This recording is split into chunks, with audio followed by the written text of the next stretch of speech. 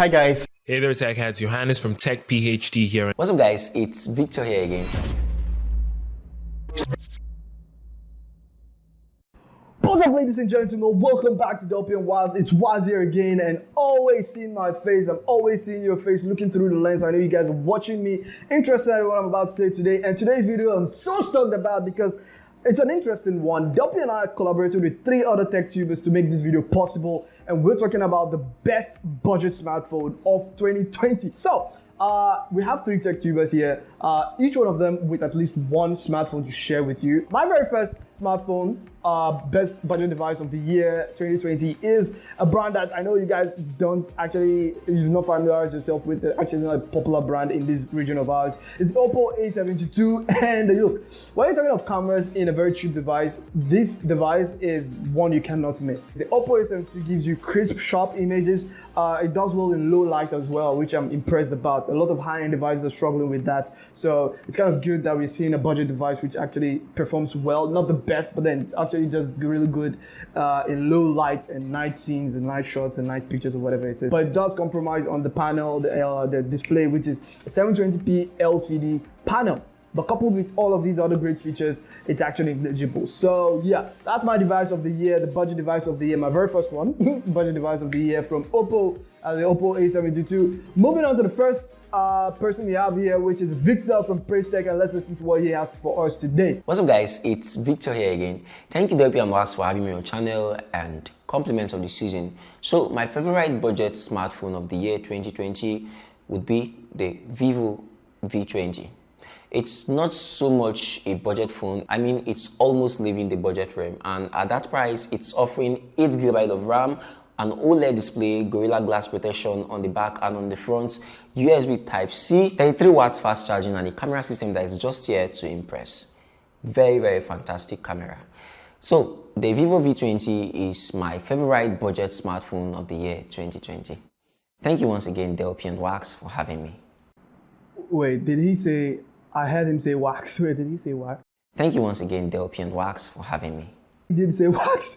He said wax. Dude, how difficult is it to say wax? It's double Z, right? He said wax. Like Victor from PraizTech with the Vivo V20, also an impressive device. Also another brand which you guys aren't familiarized with, just like the Oppo A72. And before the next guy comes in, I'm just gonna give you my second budget smartphone of the year, which is the Motorola One Fusion Plus. And yeah, Motorola still exists, and one of the best devices this year. Impressive processor and storage, 5000 mAh battery. Look, you're getting 228 gigs of storage with about 6 gigabytes of RAM.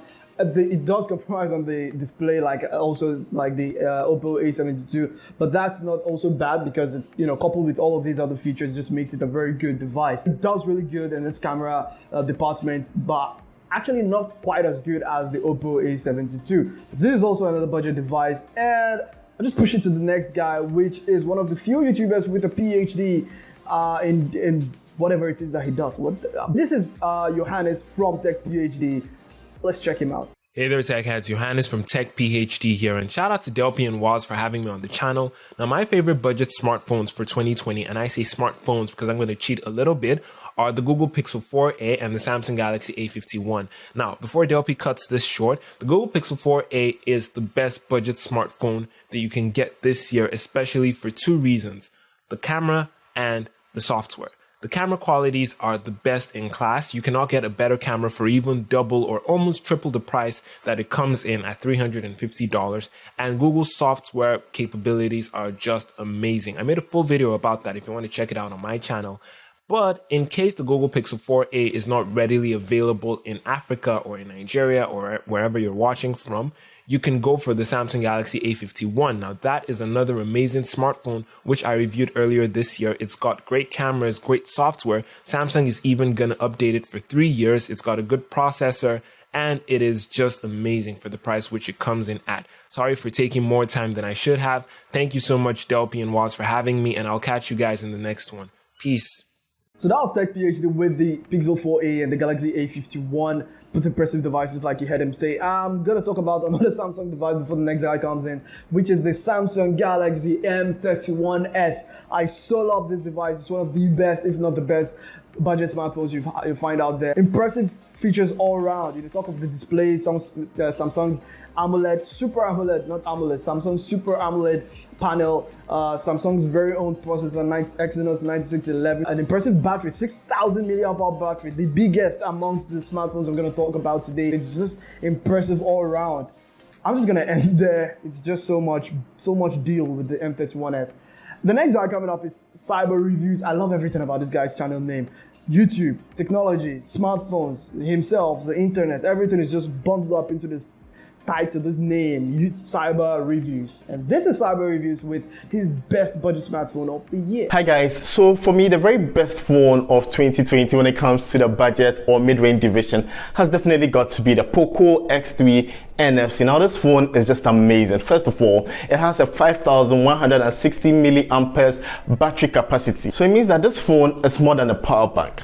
This phone is also better than your remote control because it has infrared and you can use it to change your TV, your air conditioners. You can use it to control all the appliances in your house which have a remote. It has a quad camera setup, 64 megapixel lens for shooting videos, and the front selfie is also very good for vlogging. In fact, the cameras on this phone are so good that I actually chose to record this entire video on the Poco X3 NFC. You don't believe me? There you have it, guys. The Poco X3 NFC. Thanks, Bebre, for having me on this super epic collaboration. Season's greetings and a happy new year to you all. So Cyber Reviews with the Poco X3 NFC. Look, if you're like an Apple user, are you thinking you're gonna expect that at some point in time, not me though, but then it's not me, but someone else is gonna mention an Apple phone or an iPhone, or look, it's not gonna happen. I don't think so. So the exit is right there. You can take the exit, or you can sit your ass down and enjoy the video like everyone else. The next smartphone before the last person comes here is the OnePlus Nord. I am so stoked about this device. This is one crazy device. OnePlus Nord, the biggest storage so far, the biggest amount of memory, although with the smallest battery size, 450 milliamp hour battery, but the fastest fast charging, 30-watt fast charge, 256 gigs of storage, 12 gigabytes of RAM, 1080p display. The selfie camera shoots 4K. The selfie camera, it shoots 4K. Snapdragon 765. Everything good about this device. I don't want to say much about it because I'm going to keep talking about it. Our next guy coming up is Delpy from Delpy and Wiles, and I'm just going to let him say it. So my pick is going to be the Infinix Note 8. Now, a note without a pen is not a note, but hear me out. The Infinix Note 8 is one device that I find so much interesting after they released the Note 7.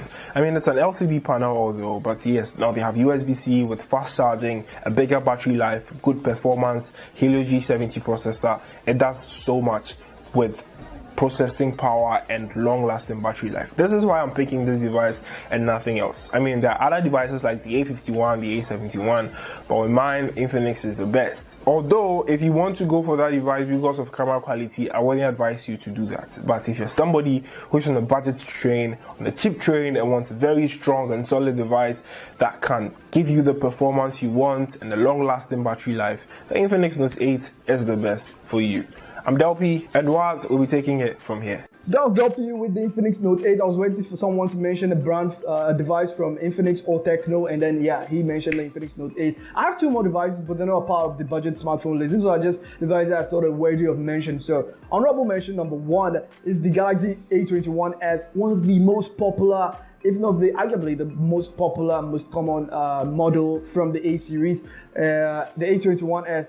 And for the price that it comes with, I find the camera amazing. It comes with good camera and a big amount of storage with 6 gigabytes of RAM as the max. And though it compromises on the display, which is an LCD 720p, it's not good at all. It's not good at all. But then, coupled with all of these other features with that kind of price tag, it's okay in my opinion. Though the next one is the Camon 16 Premium from Techno, and top of the line from Techno, just like the Note 8 is the top of the line from Infinix. Impressive device, the fastest charging amongst the devices I've mentioned so far. 33-watt fast charging, 3 watt faster than the OnePlus Nord, and 4500 milliamp battery. Impressive battery size as well. It does come with an LCD panel, but has 90 Hz refresh rate, so you can kind of ignore that it's an LCD panel. So the processor is actually a gaming processor, so you're having that speed and everything required for gaming. So if you don't use it for gaming, you're still getting that much kind of like bonus